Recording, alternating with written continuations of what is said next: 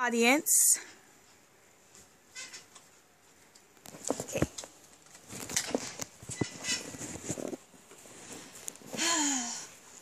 You want a relationship. You want romance and love and possibly even marriage. But how do you know if that person is the one?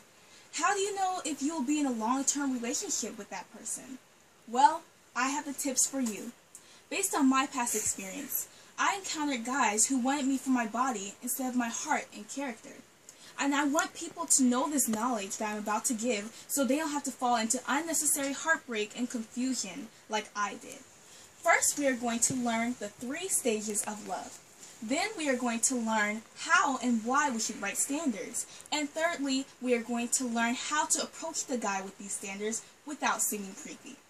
So, we all want to be attracted to something and someone, but how do you know if you are in love with that person? Well, based on these 3 sources, Think Like a Man and Act Like a Woman by Steve Harvey, Dateable by Justin Lucadoo and Haley DeMarco, and He's Just Not Into You by Greg Barrett and Liz Tequilo, I composed of these 3 things that they all had in common on the 3 stages of love.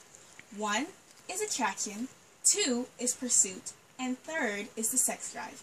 So I will not get into much detail about how a guy is attracted to a girl and how you know if he's attracted to a girl, but according to Steve Harvey's book, he says that if a guy listens on in and keeps asking you questions for hours on end about you, he might be interested in you and he might want something from you. So those are one of the points of attraction. He can also be really close to you and all those things. The second thing is pursuit. Once he likes what he sees, he will go and get that prize. So one of the examples of pursuit is asking for your number or asking you out. And the 3rd stage of love is the sex drive. So sex will not happen right away, but it can happen in small intervals, such as holding hands, having many hugs, and maybe even asking for a kiss. And if you do not have standards, which we are about to discuss later on, you can be in a situation that you might regret. So now that we learned about the 3 stages of love, now we are going to learn about why and how we should write standards. According to Dateable, we learned that girls will lie to get what they want. For example, if a guy does not text for weeks on end, and you ask him why, he might say, "Oh, well, I was busy with my job and all that stuff." But if you really know in your heart that maybe it was because he was talking to another girl, then you will not have the suspicion and not deal with the problem if you have standards. If you have standards, you will deal with the problem and see what to do with the guy afterwards. So the reason why you should write standards is so you can show respect for yourself and have that person respect you. You do not want them to treat you like anything they want to treat you. You want them to treat you like a queen or a princess or just like a human being. So this is how you should write standards. Make them nice, clear, and simple. Don't make it so complicated. For example, one of my standards is no sex, kissing, or heavy petting in a relationship. That is something that is not going to change. So have something that is not going to change or have slight changes. And lastly, we are going to learn how to approach a guy with the standards. So this is what you should not do. Here is my prop. His name is Viking Man. So this is what I'm going to say to Viking Man who's interested in me.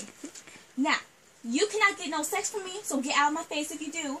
And if you're not Christian, get out of my face because I don't want any of that. That is not how you approach a guy with your standards. This is how you approach a guy with your standards. So if you want Christianity to be the #1 priority in your relationship, according to He's Not Into You, he says to detect the red flags in your relationship with standards. If you do not have standards, you cannot detect red flags. So this is how you detect it. So I went to church last Sunday, and I learned about love. What did you learn in church last Sunday? If he says, "Well, I learned about so-and-so in church, and I love God," maybe that's a good indicator. But if he says, "Well, I don't really go to church on Sunday, I just wing it," maybe that's something that you don't want if you want God in your relationship. Another example is strong family ties. If you want a strong family tie and you say, "I go to the movies with my sister. What do you do with your family on the weekends?" And he says, "I don't really spend time with my family. I just, hang out with my friends." Maybe that's something that you do not want in your relationship if you want a strong family tie. Thank you, Viking Man. You're welcome. So, in conclusion, we learned the 3 stages of love, we learned about why and how we should write standards, and we also learned how to approach a guy with these standards without seeming creepy. I wish you the best of luck for your future partner, and with these tips, I guarantee you will not regret it.